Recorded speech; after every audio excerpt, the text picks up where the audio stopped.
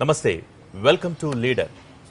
వ్యవసాయం, పారిశ్రామికం, విద్య, వైద్యం, ఐటీ అన్ని రంగాలకు అద్భుతమైన అవకాశాలు ఉన్న నియోజకవర్గం గన్నవరం నియోజకవర్గం.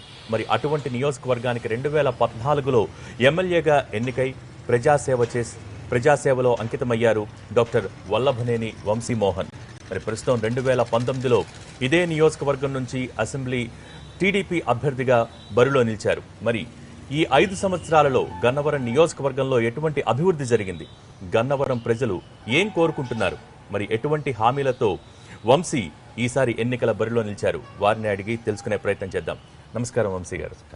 వంశీ గారు, 5 సంవత్సరాల ప్రజా జీవితం ఎలా అనిపించింది? నాకైతే సంతృప్తికరంగా ఉందండి.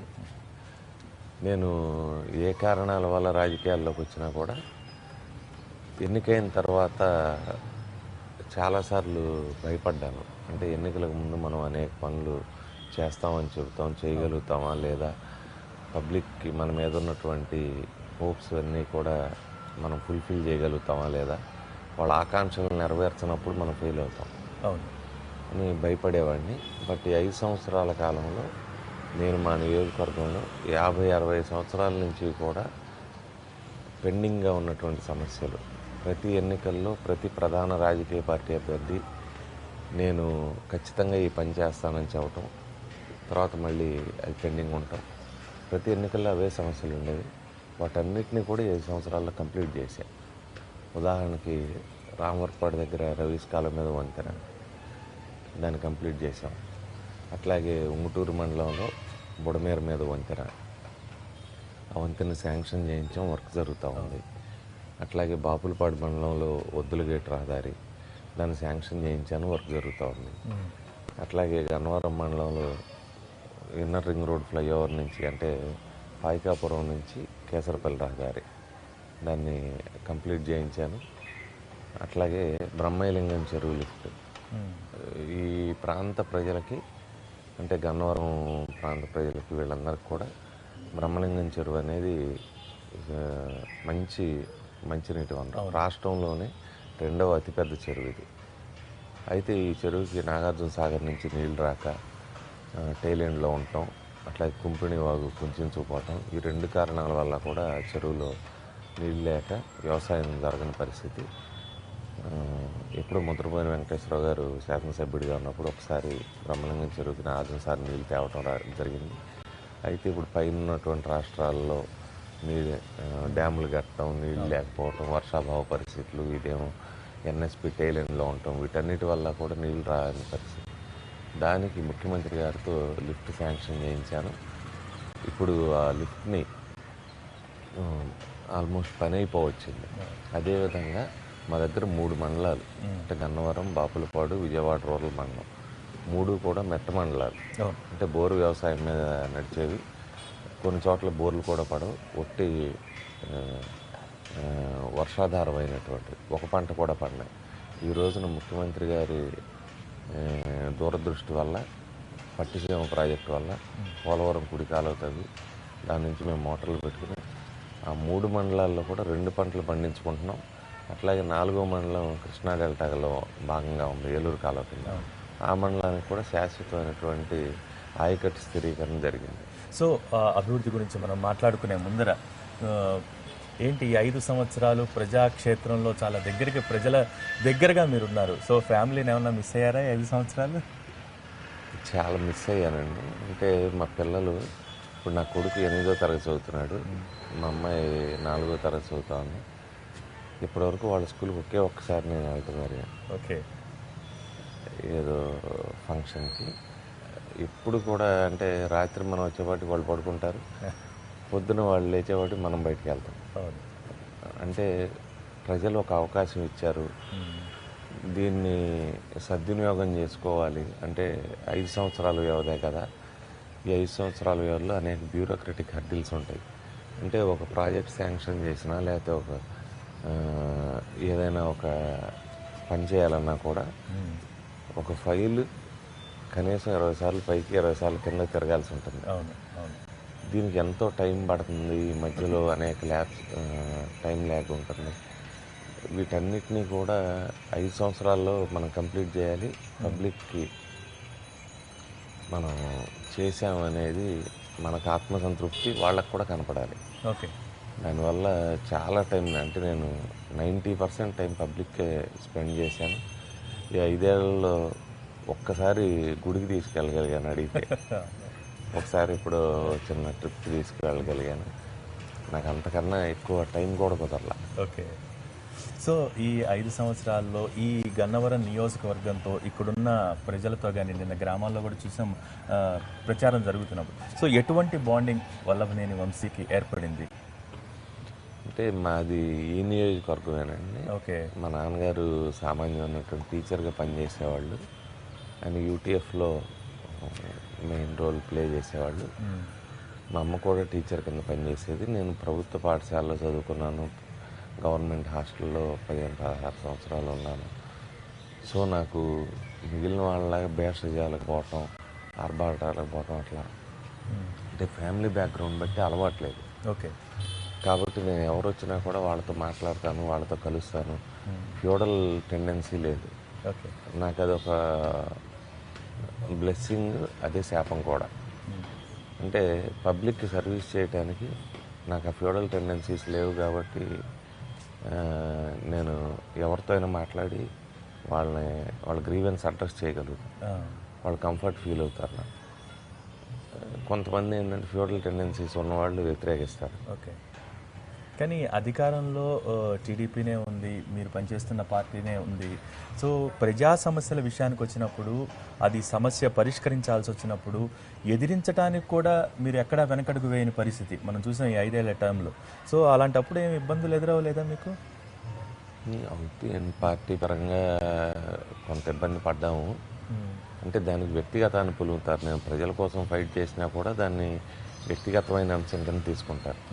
ఉదాహరణకు రామవరపాడు ఇన్నర్ రింగ్ ఫ్లైఓవర్ దగ్గర ఒక 400 మంది 450 కుటుంబాలని నిర్వాసితులు చేయాల్సి వచ్చింది. ఓకే. అంటే ఇన్నర్ రింగ్ ఫ్లైఓవర్ కంప్లీట్ చేయడానికి. నిజానికి ఆ ఫ్లైఓవర్ కంప్లీట్ చేసింది కాంగ్రెస్ పార్టీ హయాంలో. ఓకే. వాళ్ళు ఏం చేశారంటే తలుపు వేశారు, తాళం వేశారు, గొళ్ళెం మర్చిపోయారు అన్నట్టు ఫ్లైఓవర్ కట్టేశారు. ల్యాండింగ్ అంటే ఫ్లైఓవర్ మీదకి ఎక్కే పొజిషన్ని కట్టలేదు. దాన్ని అలైన్మెంట్ చేయాల్సి వచ్చినప్పుడు ఖచ్చితంగా వీళ్ళ ఇళ్ళ మీదకి వెళ్ళింది. దాన్ని అందరూ ఇంజనీర్లతో వాళ్ళందరితో మాట్లాడిన తర్వాత ఆ ఫ్లైఓవర్కి ఆ ఆప్షన్ తప్పితే లేకపోయింది. దానివల్ల ఒక 450 కుటుంబాలు తీయాల్సి వచ్చింది.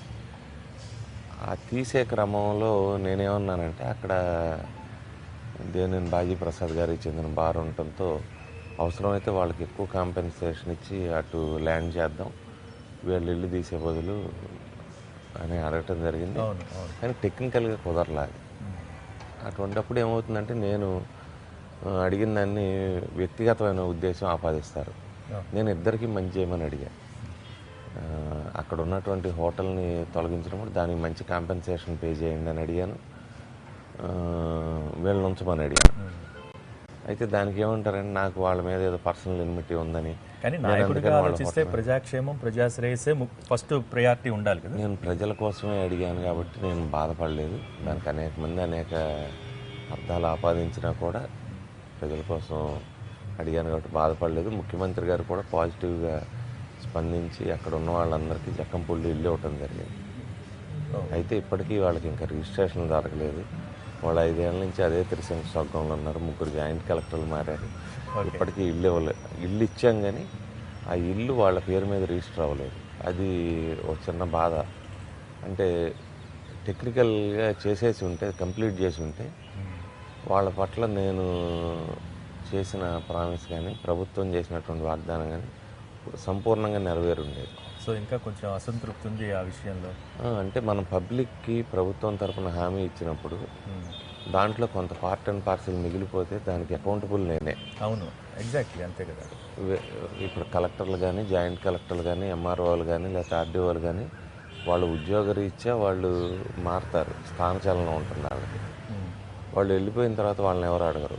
కానీ ఎప్పుడు కూడా ఇక్కడ ఉండేది మేమే కాబట్టి పబ్లిక్ మమ్మల్ని క్వశ్చన్ చేస్తారు. ఇప్పుడు విమానాశ్రయం రైతులు కానీ, విమానాశ్రయం భూముల్లో నిర్వాసితులైనటువంటి దావాజీగూడెం, హరిజనవాడ వాళ్ళు కానీ అట్లాగే రామవరపాడు రింగ్ దగ్గర ఉన్నటువంటి నిర్వాసితులు కానీ, ఓకే. వీరపనేనిగూడెం ఏపీఐఏసీ నిర్వాసితులు కానీ, అట్లాగే మల్లవల్లిలో కూడా ఇంకా కొంతమంది రైతులకు డబ్బులు ఇవ్వాల్సి ఉంది. అది ఎన్యూమరేషన్ సరిగ్గా జరగలేదు. వాళ్ళు రైతులు డబ్బులు రావాల్సిన వాళ్ళు, రేషన్ కార్డుకి డబ్బులు రావాల్సిన వాళ్ళు, వాళ్ళందరూ కూడా నేను అంటే ఎప్పటికప్పుడు నచ్చ చెప్పుకుంటా రావటం, వాళ్ళని సరి చెప్పుకుంటా రావటం, ప్రయత్నం చేయటం, మళ్ళీ ముఖ్యమంత్రి గారు ఇవ్వటం, ముఖ్యమంత్రి గారు కిందకి ఇవ్వటం జరుగుతుంది. కానీ కొన్ని హర్డిల్స్ అంటే బ్యూరోక్రటిక్ హర్డిల్స్ వల్ల డిలే అయినాయి. వీటన్నిటిలో కూడా మనం ఎంత పని చేసినా ఒక 10%కి 20%కి అన్యాయం జరిగినా, టైం ల్యాగ్ జరిగినా కూడా అది మన పొరపాటు కిందే వస్తుంది. సో తన నియోజకవర్గంలో ఎటువంటి సమస్యలు వచ్చినా వల్లభనేని వంశీ మొట్టమొదట నిలబడే వ్యక్తి, వెంటనే ఏ సమయంలోనైనా వచ్చేది. కానీ ఈ వంశీకున్న దూకుడు రాజకీయంగా కానివ్వండి, వ్యక్తిగతంగా కానివ్వండి, ప్లస్గా భావిస్తారా, మైనస్గా భావిస్తారా? మీరేమనుకుంటారు? మీ వ్యక్తిగత అభిప్రాయం ఏంటి? అంటే ఒక్కో మనిషికి ఒక్కో స్వభావం ఉంటుంది కదా. ఒక్కొక్కరికి స్పందించే తీరు ఉంటుంది, ఒకళ్ళు స్పందించే తీరు ఉండదు. ఇప్పుడు మా మాజీ శాసనసభ్యుడు ఒక ఆయన ఉన్నాడు, 25 సంవత్సరాలు రాజకీయాల్లో ఉన్నాడు ఆయన. వాళ్ళ ఊళ్ళో కనీసం రోడ్డు వేసుకోలేకపోయాడు. ఆయన ఇంటి ముందు రోడ్డు, ఇంటి పక్క రోడ్డు కూడా నేనే వేశాను. ఇప్పుడు మా దగ్గర ఉన్నటువంటి గ్రామాల్లో సుమారు 50 గ్రామాల్లో సీసీ రోడ్లు కంప్లీట్ చేశా. వచ్చే టర్మ్లో నాకు కూడా 50 గ్రామాల్లో రోడ్డు వేయటానికి లేదు, డ్రైనేజ్ కానీ అవి కంప్లీట్ చేయాలి. అంటే స్పందించే తీరుని బట్టి ఉంటుందండి. కొంతమంది ఏంటంటే మేము ఇట్లాగే ఉంటాం, లేకపోతే నిర్లిప్తంగా కాంప్లసెంట్గా ఉంటారు. నేనైతే నా వల్ల ఎంతో కొంత మంచి జరగాలి, సొసైటీకి పబ్లిక్ మంచి జరగాలి అని అనుకుంటాను. కొద్దిగా స్పీడ్గా రియాక్ట్ అయ్యే మాట వాస్తవమే. దాంతో చాలాసార్లు ఇబ్బందులు వచ్చినాయి. కానీ అట్లాగే ప్రజలకు కూడా మంచి జరిగింది. ఇప్పుడు జక్కుల నెక్కలం దగ్గర ఒక వంతెన కూలిపోతుందని ఇరిగేషన్ శాఖ అధికారులకు నేను ఎన్నోసార్లు రిక్వెస్ట్ చేశారు. వాళ్ళు వంతెన కూలిపోయే వరకు కూడా వాళ్ళు మాట్లాడలే. ఇప్పుడు ఆ గ్రామస్తులు ఎవరి మీద కోపం చూపెడతారు? నా మీద చూపెడతారు. అటువంటప్పుడు నేను కొద్దిగా స్పీడ్గా మాట్లాడిన మాటలు ఉన్నాయి. కానీ అది ప్రజల కోసమే కదా. నాకు ఎక్కడా కూడా సెంటు భూమి లేదు ఆంధ్రప్రదేశ్ రాష్ట్రంలో. ఎకరం పొలం లేదు.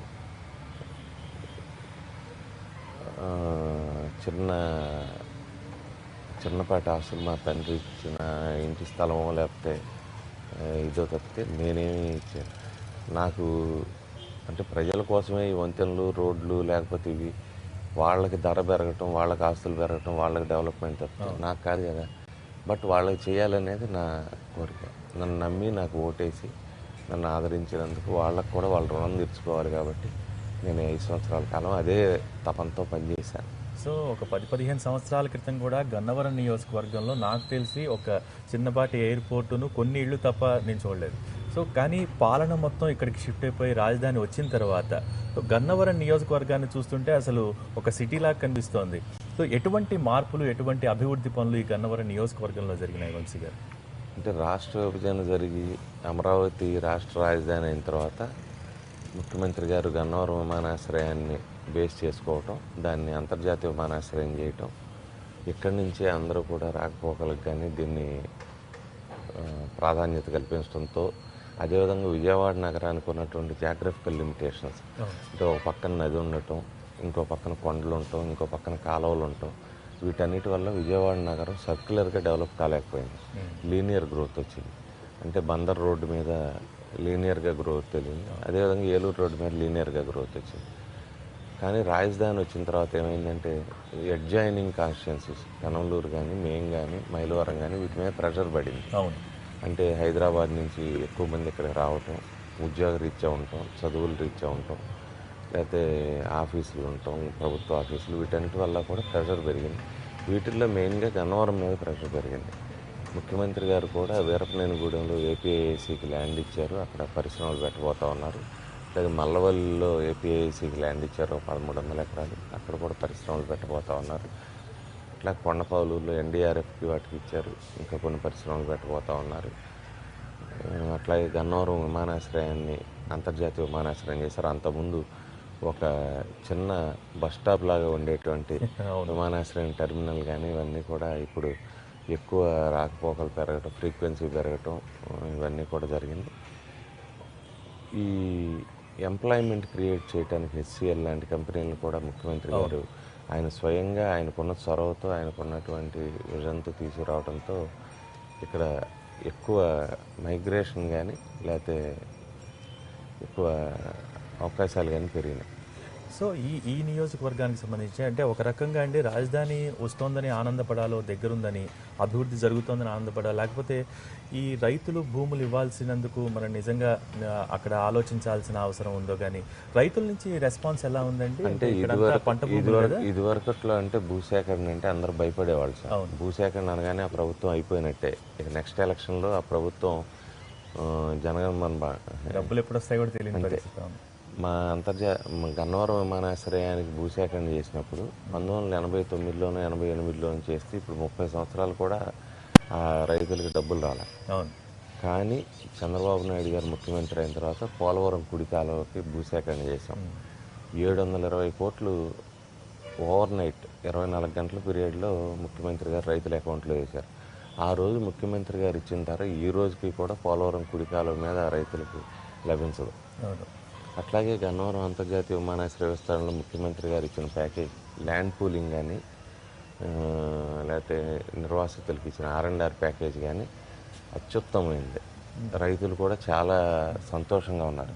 అట్లాగే వీరపనేనిగూడెం కానీ మల్లవల్లిలో కూడా గతంలో కాంగ్రెస్ ప్రభుత్వం అది అడవి పోరంబోక్ అనే దృష్టితో ఉచితంగా బలవంతంగా లాక్కోవటానికి ప్రయత్నిస్తే ముఖ్యమంత్రి గారు వాళ్ళందరికీ అడవి పోరంబోక్ అయినప్పటికీ మనిషికి 7,50,000 ఇవ్వటం, అట్లాగే రేషన్ కార్డుకి 50,000 ఇవ్వటం ఎకరా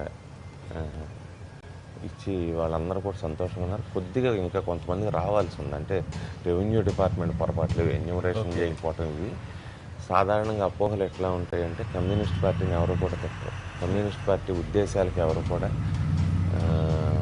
వాళ్ళ ఎజెండాకి వేరే ఉద్దేశం ఉందని అంటారు.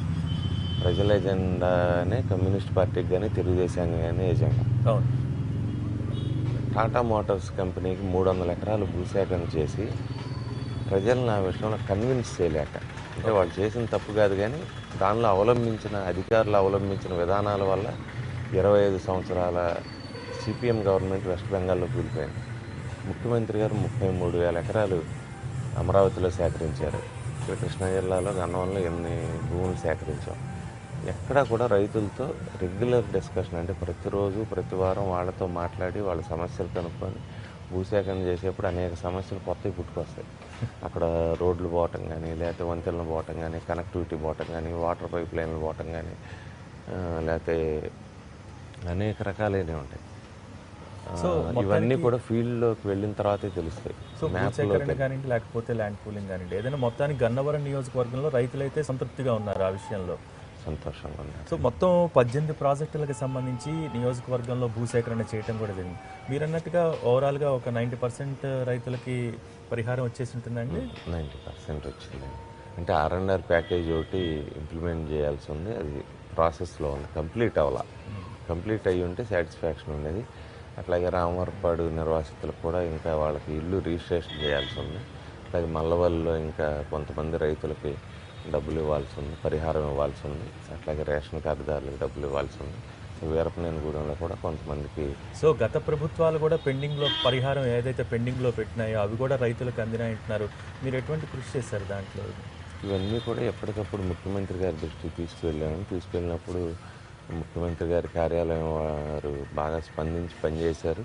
అట్లాగే టవర్ లైన్ల సమస్య కూడా ఒకటి ఉంది. అంటే విజయవాడ థర్మల్ పవర్ ప్రాజెక్ట్ ఇక్కడ ఉంటాం, ఇక్కడ నుంచి అనేక ప్రాంతాలకి కరెంటు వెళ్లాల్సి ఉండటంతో ఎప్పటికప్పుడు పెరిగే అవసరాల దృష్ట్యా ఈ టవర్ లైన్స్ ఏర్పాటు చేయటం, వీటి వల్ల మళ్ళీ రైతులు అందరూ కూడా తమ భూములు విలువ కోల్పోతామని, అవి నిరుపయోగం మారుతాయని చేయటం, వాటన్నిటికి కూడా చాలా మంచి నష్టపరిహారం, చరిత్రలో ఎప్పుడూ లేని నష్టపరిహారం ఇప్పించాం సార్. సో రైతులకు సంబంధించి ప్రత్యేకించి మాట్లాడుకుంటే గన్నవరం నియోజకవర్గానికి సంబంధించి రైతు ప్రయోజనాల్ని కాపాడేందుకు మీరు ఎటువంటి ప్రణాళికలు ఈ 5 ఏళ్ళు అమలు చేశారు? ఎటువంటి ప్లాన్స్తో ముందుకు వెళ్ళారు? అంటే పోలవరం కుడికాల పట్టిసీమ ద్వారా మా ప్రాంతంలో అన్ని గ్రామాలకి, అన్ని చెరువులకి నీళ్లు ఇప్పించగలిగాం. సాగునీరు, తాగునీటికి కొదవ లేకుండా చేయగలిగాం. రైతులందరూ కూడా 2 పంటలు పండించుకుంటా ఉన్నారు. అయితే ఇక్కడ చక్కెర షుగర్ ఫ్యాక్టరీ ఉండేది, డెల్టా షుగర్స్ అని. అవును. అది గోకరాజు గంగరాజు గారి హ్యాండ్ ఓవర్లో ఉండేది. అది స్థానికంగా ఉన్నప్పుడు ఏంటంటే ట్రాన్స్పోర్ట్ తక్కువ అవుతుంది. చక్కెర ఫ్యాక్టరీ మన దగ్గర ఉంటే షుగర్ కేన్ ఫార్మర్స్కి ట్రాన్స్పోర్ట్ తక్కువ అవుతుంది. ఇప్పుడు వాళ్ళు సడన్గా మాకు వైబిలిటీ లేదు అని తీసేయటం వల్ల కేసీపీ మీద డిపెండ్ కావాల్సి వచ్చింది. అవును. కేసీపీ దూరం అవడంతో రైతులకు కొద్దిగా ట్రాన్స్పోర్ట్ భారంగా ఉంది. ప్లస్ రెండోది షుగర్ అనేది ఫ్లక్చువేటింగ్ మార్కెట్ కాబట్టి ఎప్పుడైనా ఇంటర్నేషనల్ మార్కెట్లో ఫ్లక్చువేషన్స్ వస్తే రైతులు ఇబ్బంది పడే పరిస్థితి ఉంది కాబట్టి అదొకటి మనసులో చిన్న బాధ ఉంది. అంటే ఆ షుగర్ ఫ్యాక్టరీని నిలబెట్టలేకపోయామని. ఓకే.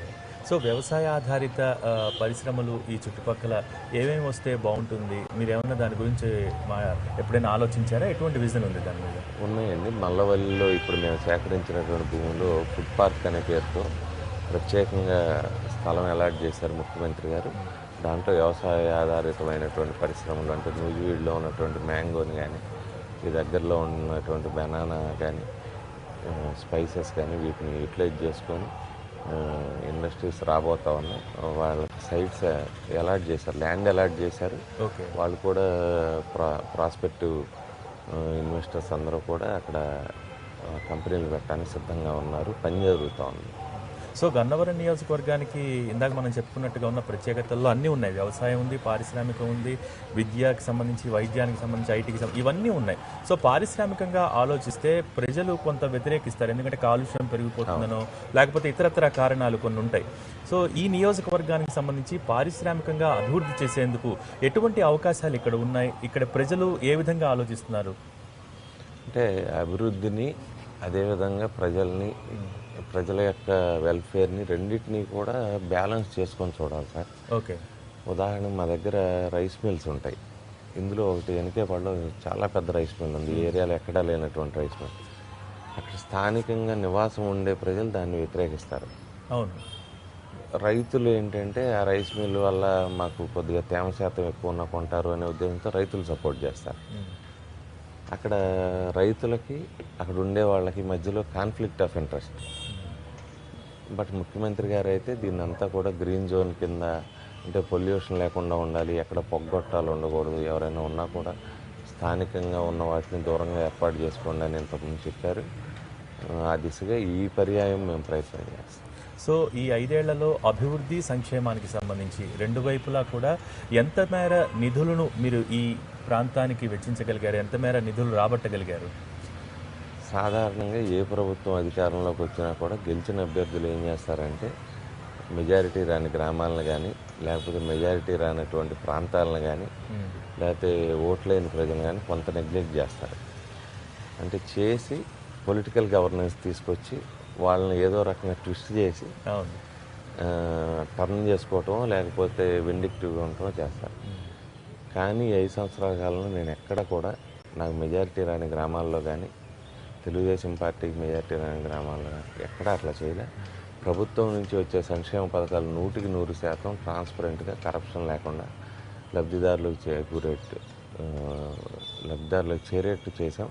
రైతు రుణమాఫీ కానీ, డ్వాక్రా రుణమాఫీ కానీ, పింఛన్లు కానీ, రేషన్ కార్డులు కానీ, ఇళ్ళు కానీ, ఇదివరకట్లో ఇల్లు ఇస్తే ఇంటి మీద 3 రంగులు ముద్ర వేస్తేనే ఇల్లు ఇచ్చేవాడు.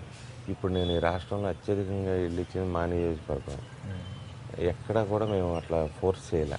పేదవాళ్ళు ఎవరైతే వాళ్ళు ఏ రాజకీయ పార్టీ అయినా, ఎవరికి ఓటేసినా, నాకు వ్యతిరేకంగా ఓటేసినా కూడా పేదవాడు అనే ప్రాతిపదిక మీద వైట్ రేషన్ కార్డు ప్రాతిపదికనే పనిచేసాం, వాళ్ళకి ఇల్లు ఇచ్చాం. ఓకే. వంశీ గారు, ఇక్కడ రామవరపాడు, నాకు తెలిసి రామవరపాడు దగ్గర రైల్వే స్టేషన్ దగ్గర అక్కడ బ్రిడ్జికి సంబంధించి మాట్లాడుకుంటే ప్రజలు ఎప్పటి నుంచో దశాబ్దాల కోరిక అది. సో మీరు దాన్ని కంప్లీట్ చేయగలిగారు. అంటే కేంద్ర ప్రభుత్వ విధానాలు ఏవో కొన్ని చాలా అడ్డంకులు వచ్చాయి, జాప్యం అయిందని, దాన్ని ఎలా అధిగమించగలిగారు అసలు? గతంలో చాలాసార్లు దాన్ని శంకుస్థాపనలు చేశారు. అవును, చాలాసార్లు జరిగినాయి. పబ్లిక్ కాంట్రిబ్యూషన్ కట్టారు. అక్కడ మాజీ సర్పంచ్ ఒక ఆయన కాంట్రిబ్యూషన్ కట్టాడు. ఎన్ని చేసినా కూడా దాని మీద పొలిటికల్గా ఆ బ్రిడ్జ్ పనివ్వాల. అవును. అంటే జనరల్గా ఏంటంటే ఒక ప్రాంతానికి ఎక్కువ యాక్సెస్ ఇస్తే, ఎక్కువ రోడ్లు వేస్తే వాళ్ళు అభివృద్ధి చెందుతారు. వాళ్ళకి స్థిరాస్తులు పెరుగుతాయి, వాళ్ళ వ్యాపారాలు పెరుగుతాయి, తర్వాత వాళ్ళు మన మాట వినరు అనేటువంటి ఉద్దేశంతో అక్కడ ఉన్న ప్రజల్ని, అంతకుముందు ఉన్నటువంటి వాళ్ళు, ముందు తరంలో ఉన్న వాళ్ళంతా కూడా అట్లా డెవలప్ చేయకుండా దాన్ని క్లాంపింగ్ చేశారు. ఆ ఏరియా మీద పట్టు కోసం, రాజకీయమైనటువంటి పట్టు కోసం వంతెన లేకుండా చేశారు. నేను వచ్చిన తర్వాత అట్లా ఆలోచించలే. ఎందుకంటే ముస్తాబాద్ గ్రామానికి ఇప్పుడు నేను ఒక రోడ్డు వేయించాను. అది ఎప్పటి నుంచో దశాబ్దాల కాలం నుంచి ఆ కోరిక. విజయవాడ నగరానికి కేసరపల్లికి బైపాస్ అయింది. ఇప్పుడు దానివల్ల 20 లక్షలు 10 లక్షలు ఉండే ముస్తాబాద్ పొలాలు 3-4 కోట్లు అయినాయి. ఆ గ్రామానికి 2 పంటలకి నీరు ఇచ్చాం. చెరువుల్లో ఇప్పటికీ నీళ్లు ఉన్నాయి. సొంత ఖర్చుతో ఇచ్చాం. అయినా కూడా వైసీపీ జెండా ఉంటుంది. ఉన్నా కూడా నేను బాధపడలా. ఓకే. అంటే ప్రపంచంలో ఎక్కడా కూడా ఐడియాలజీస్ అందరూ ఒకటే ఉండవు. ఒక్కొక్కళ్ళకి ఒక భావజాలం ఉంటుంది, ఒక్కొక్కళ్ళు ఒక్కొక్క సిద్ధాంతాన్ని నమ్ముతారు, ఒక్కొక్కళ్ళకి ఒక్కొక్కటి నచ్చుతుంది. దాంతో మనం రాజకీయంగా మనం ప్రత్యర్థులమే కానీ శత్రుత్వం లేదు. నేను తెలుగుదేశం పార్టీ పాలసీని, ఫిలాసఫీని, ఎజెండాని నమ్ముతాను. వేరే వాళ్ళు ఇంకోటి నమ్మచ్చు. బట్ పబ్లిక్కి సర్వ్ చేయాలనేది ఎవరిదైనా అల్టిమేట్ కాన్సెప్ట్. నేనైతే చేయగలిగాను. రైట్. కౌంట్ డౌన్ అయితే బిగిన్ అయిపోయింది. ప్రచారపరం ఎలా సాగుతోంది మీ నియోజకవర్గంలో? అంటే ప్రచారం మేము ఎప్పుడు 365 రోజులు ప్రజల్లోనే ఉంటామండి. ఎక్కడి నుంచి ఇంపోర్ట్ అయిన క్యాండిడేట్లం కాదు కదా. సాధారణంగా దిగుమతి అయిన క్యాండిడేట్లు ఏంటంటే ఓ సూట్ కేసు తీసుకొని 4 జతలు బట్టలు తీసుకొని కొద్దిగా ఒక డబ్బు మూట ఒకటి తీసుకొని కాన్స్టిట్యున్సీకి దిగుతారు. వేరే నియోజకవర్గం నుంచో లేదా ఇంకో చోట నుంచో. నేను ఎప్పుడు ఇక్కడ ఉండేవాడినే కాబట్టి నిత్యం ఎప్పుడు ప్రజలతో టచ్లో ఉంటాం. వాళ్ళకి ఏ సమస్య వచ్చినా కూడా మాట్లాడుతూనే ఉంటాం కాబట్టి ప్రతిరోజు. సో 5 సంవత్సరాల్లో దాదాపు 3 సార్లు మీరు నియోజకవర్గ పర్యటన చేశారని విన్నా, నిజమేనా? 3 సార్లు. 2 సార్లు నేను కంప్లీట్గా కాలినడక నియోజకవర్గం అంతా తిరిగి ప్రతి వీధి తెలుసుకున్నాను. అక్కడ ఉన్న సమస్యలు తెలుసుకున్నాను. ప్రతి ఊరికి, ప్రతి కాలనీకి యూనిక్ సమస్యలు ఉంటాయి. ఓకే. ఇప్పుడు నేషనల్ హైవే పోతుంది మా కాన్స్టిట్యున్సీ మీద. ఈ జాతీయ రహదారి చాలా బాగుందని అనుకుంటాం.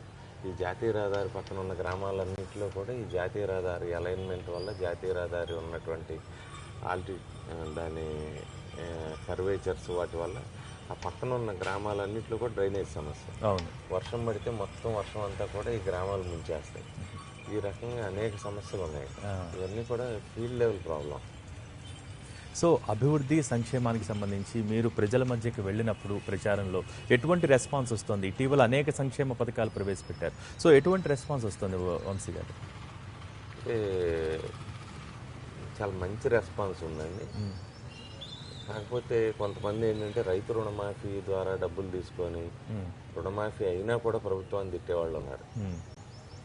చాలా పెద్ద పెద్ద రైతులు వైసీపీని సపోర్ట్ చేసేవాళ్ళు ఉన్నారు. ఇక వాళ్ళు మారరు. వాళ్ళకి ఎంత మేలు చేసినా మంచి చేసినా కూడా వాళ్ళ భావజాలం వ్యతిరేకంగానే ఉంటుంది. ఇవ్వక ఏం చేస్తుంది ప్రభుత్వం అనే దృష్టితో ఉంటారు. అంతేగాని ప్రభుత్వం మా కోసం ఇంత చేసింది, ఇంత లోటు బడ్జెట్లో ఉన్న రాష్ట్రం, అంటే వాళ్ళ ఉద్దేశం అప్పుల పాలైపోయినటువంటి రాష్ట్రం, ఈ రాష్ట్రాన్ని చంద్రబాబు నాయుడు గారు సంక్షేమాన్ని అభివృద్ధిని రెండింటినీ కూడా ప్యారలల్గా చూసి ఏది అభివృద్ధి వల్ల సంక్షేమం కానీ సంక్షేమం వల్ల అభివృద్ధి కానీ ఏ ఒక్కటి కూడా ఇబ్బంది కలగకుండా రెండింటినీ బ్యాలెన్స్ చేసి ఎట్ బెస్ట్ చేయగలిగారు. అక్షరక్రమంలో కాకుండా డెవలప్మెంట్లో కానీ వెల్ఫేర్లో కానీ ఫస్ట్ చేయగలిగారు అనేది ఉండదు వాళ్ళు. అంటే వాళ్ళ ఉద్దేశంలో, అంటే మీరు అన్నట్టుగా కూడా వాళ్ళ ఉద్దేశంలో ఏంటంటే గతంలో రాజశేఖర రెడ్డి ఒకే విడతలో చేసేసారు, ఇప్పుడేమో అన్ని విడతలు ఉన్నాయి, మాకు వడ్డీకే సరిపోవట్లేదు, ఇటువంటి కారణాలన్నీ చెప్పే పరిస్థితి. రాష్ట్ర ఆర్థిక పరిస్థితి కూడా చూడాలి కదా. రాష్ట్ర ఆర్థిక పరిస్థితి కూడా మనం ఒకసారి పరిశీలించాలి. మన రాష్ట్రం విడిపోయిన తర్వాత రాష్ట్రం పారిశ్రామిక రాష్ట్రం కాదు, వ్యవసాయక రాష్ట్రం. యాగ్రో ఇండస్ట్రీ మీద లేకపోతే ఈ ఆక్వా ఇండస్ట్రీ మీద బేస్ అయినటువంటి రాష్ట్రం. మనకున్నటువంటి పన్నులు ఏంటి, ఆదాయం ఏంటి, కేంద్ర ప్రభుత్వ సహకారం అసలు లేదు. లోటు బడ్జెట్కి డబ్బులు ఇవ్వరు వాళ్ళు, ఎక్కడా కూడా గ్యాప్ ఫిల్ చేయరు. కాబట్టి ఇంతకన్నా చేయగలిగిన ముఖ్యమంత్రి కానీ ఇంతకన్నా చేయగలిగిన ప్రభుత్వం కానీ ఇక మనం చూడలేము. ఎవరైనా అనుకుంటే ఇక ఎట్లా ఉంటుందంటే కళ్ళుండి చూడలేని వాళ్ళకి లేకపోతే చెవులుండి వెళ్ళలేని వాళ్ళకి మనం చెప్పలేమన్నట్టు మూర్ఖుడి మనసు రంజింపతరమా అన్నట్టే. సో ఐటీ హబ్ రేస్లో గన్నవరం కూడా ఉంది. సో గన్నవరం నియోజకవర్గానికి ఎటువంటి ప్రాజెక్ట్స్ కానీ ఎటువంటి కంపెనీలని ఇక్కడికి తెచ్చే ఉద్దేశాలు ఉన్నాయి? ఇప్పటిదాకా ఎన్ని కంపెనీలు ఐటీకి సంబంధించి ఇక్కడ నెలకొల్పడం జరిగింది? అంటే ఇక్కడ ఉన్నటువంటి వాతావరణ పరిస్థితులు వీటి వల్ల హైదరాబాద్ని కానీ ట్రాన్స్పోర్ట్ కనెక్టివిటీ వాతావరణ పరిస్థితి వీటన్నిటి వల్ల ఎక్కువగా హైదరాబాద్ కానీ బెంగళూరు కానీ ఇట్లా ప్రిఫర్ చేసేవాళ్ళు. అయితే ముఖ్యమంత్రి గారి చొరవ వల్ల మేధా టవర్స్ కానీ లేకపోతే అనేక కంపెనీలు వచ్చినాయి. అదేవిధంగా హెచ్సిఎల్ కంపెనీ వాళ్ళు కూడా స్వయంగా ముఖ్యమంత్రి గారు తీసుకొచ్చి ఇక్కడ కంపెనీ పెట్టిస్తూ ఉన్నారు. భవిష్యత్తులో మరిన్ని కంపెనీలు వచ్చే అవకాశం ఉంది. అంటే గత పక్క రాష్ట్రాలతో పోటీ పడటం ఒక ఎత్తు, వైజాగ్తో మళ్ళీ ఇక్కడ గన్నవరం పోటీ పడాల్సిన పరిస్థితి. సో ఎలా మీరు ఇక్కడికి కంపెనీస్ రావడానికి మీరు కృషి చేస్తారు? అంటే దీంట్లో నా రోల్ మినిమం అండి. ఓకే, మనం భూసేకరణలో ప్రభుత్వాన్ని సహకరించడం ఇటువంటివి తప్పితే విజన్ చంద్రబాబు నాయుడు గారిది. అంటే ఆయన్ని చూసి కంపెనీలు వస్తాయి, ఆయన చూసి ఫ్యాక్టరీలు వస్తాయి, కానీ మమ్మల్ని చూసి కాదు. అంటే మీరు అన్నట్టుగా కూడా భూసేకరణ రైతులు మీతో కనెక్టివిటీతో ఉంటారు. ముఖ్యమంత్రి గారికి ఉన్నటువంటి మంచి పేరు అంటే డెవలప్మెంట్ పరంగా ఆయనకి ప్రపంచవ్యాప్తంగా కూడా పేరుంది. చంద్రబాబు నాయుడు గారు ఒక విజనరీ ఆయనని, దానివల్ల కంపెనీలు వస్తాయి. మేము ఇక్కడ స్థానికంగా సర్దుబాట్లు చేసాం, మమ్మల్ని చూస్తావు. సో మరోపక్క ప్రతిపక్ష పార్టీలు కానివ్వండి, జగన్ పాదయాత్ర అన్నారు, తర్వాత ఇప్పుడేమో నవరత్నాలు అంటూ మేనిఫెస్టో కూడా ప్రవేశపెట్టబోతున్నారు. సో ఏంటి అవి ఎటువంటి ఎఫెక్ట్ చూపించబోతున్నాయి? మీ అంచనా ఏంటి? మేము పని చేసి చూపెట్టాము, వాళ్ళు ఇంట్లో పడుకొని మేము అది చేస్తాం ఇది చేస్తాం అని చెబుతున్నారు. పని చేసిన ప్రభుత్వం మాది కాబట్టి ప్రజలు మమ్మల్ని ఆదరిస్తారు. హామీలు చాలామంది ఇస్తారు, కానీ హామీలు నెరవేర్చే వాళ్ళు ఎవరనేది చూడాలి కదా. ముఖ్యమంత్రి గారు పాదయాత్రలో ఇచ్చిన ప్రతి ఒక్క హామీని నెరవేర్చారు. అదేవిధంగా ఇవ్వనివి కూడా అనేకం నెరవేర్చారు, అనేకం చేశారు. కాబట్టి ప్రజలు మమ్మల్ని నమ్ముతారు. ఏమీ చేయకుండా ఇంట్లో కూర్చొని వారానికి ఒకసారి కోర్టు మెట్లు ఎక్కుతా, నేను అది చేస్తా ఇది చేస్తా, గాలిలోంచి ఊరు సృష్టిస్తా, గాలిలోంచి అది చేస్తా అని చెప్పే వాళ్ళని ఎవరు నమ్మరు. సో ప్రస్తుతం టీడీపీ ప్రభుత్వం అభివృద్ధి కార్యక్రమాలు కొనసాగిస్తూ ఉంటుంది, ఇచ్చిన హామీలను నెరవేరుస్తామని చెప్తోంది. సో మీరు నియోజకవర్గానికి సంబంధించి ఏమైనా ప్రత్యేకమైనటువంటి మేనిఫెస్టో ఏమైనా పెట్టుకున్నారా? ఈసారి ఎన్నికల్లో ఎటువంటి హామీలు మీరు ఇస్తూ ఉన్నారు? అంటే ఈ మొదటి విడతలో నేను 50 గ్రామాల్లో సీసీ రోడ్లు కంప్లీట్ చేయడం జరిగింది. ఒక 40 గ్రామాల్లో 70% నుంచి 90% కంప్లీట్ చేయడం జరిగింది. ఇదంతా కూడా కనీసం 40-50 ఏళ్ళు పట్టేది. ఇదివరకటి గవర్నమెంట్లు పనిచేసినటువంటి స్పీడ్తో పనిచేస్తే ఇప్పుడు చేసిన అభివృద్ధి 40-50 ఏళ్ళు పట్టేది. అట్లాగే రామవరపాడు వంతెన కానీ, బుడమేరు వంతెన కానీ, ఒత్తులగేట్ రహదారి కానీ, బ్రహ్మలింగం చెరువు లిఫ్ట్ కానీ, ముస్తాబాద్ పైకాపురం రోడ్డు కానీ, ఇవన్నీ కూడా కంప్లీట్ చేసాం. ఒక 50-60 లింక్ రోడ్లు శాంక్షన్ చేసాం. ప్రతి గ్రామానికి కనెక్టివిటీ పెంచాం. నేను శాసనసభ్యుడు కాకముందు కాలువ గట్ల మీద, బోధిగట్ల మీద కొన్ని గ్రామాలకు వెళ్లాల్సి వచ్చేది. రహదారి కూడా లేదు, రోడ్డు అనేది లేదు అసలు ఊరు మొత్తానికి. ఊళ్ళో అంతర్గత రహదారి కాదు, ఊరికే రోడ్డు లేని పరిస్థితి. ఇందుపల్లి దగ్గర జంజాల వారి కంటే కానీ, బొమ్మలూరు దగ్గర బొమ్మలూరు కంటే కానీ, అట్లాగే చింతకుంట కంటే కానీ, మురళీపురం అని, అట్లాగే ఆనందపురం అని, వీటన్నిటికీ కూడా శాశ్వతంగా రహదారులు నిర్మించాం, కనెక్టివిటీ ఇచ్చాం. ఇవన్నీ కూడా కంప్లీట్ అయిపోయాయి. నెక్స్ట్ టర్మ్లో నేను గన్నవరం నియోజకవర్గం మొత్తం కూడా డ్రైనేజ్ వ్యవస్థ చేస్తే గ్రామాలన్నీ కూడా పరిశుభ్రంగా ఉంటాయి. రహదారులు వేసాం, నడవటానికి బాగుంది. డ్రైనేజ్ కూడా కంప్లీట్ చేస్తే గ్రామాలన్నీ శుభ్రంగా ఉంటాయి. రెండోది, ప్రతి పేదవాడికి ఒక ఇల్లు ఉండాలి, వాడికి ఒక భరోసా ఉండాలి, వాడు నిశ్చింతంగా పడుకోవాలి. ఆదాయం ఎంత ఉన్నా కూడా వాడికి ఒక భద్రత ఉండాలి.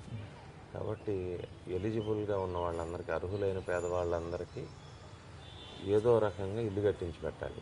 ఊరిల్లు లేని గన్నవరం చేయాలనేది నాకు కోరిక. సో మిషన్ 150+ సాకారంతో పాటు ఒక టార్గెట్ కూడా పెట్టారు ముఖ్యమంత్రి, ఈసారి మెజారిటీ కూడా ఎక్కువ రావాల్సిన అవసరం ఉంది అంటూ. సో మీ అంచనాలు ఎలా ఉన్నాయి మెజారిటీకి సంబంధించి? ప్రజల్లోకి వెళ్ళినప్పుడు మీకేమనిపిస్తుంది?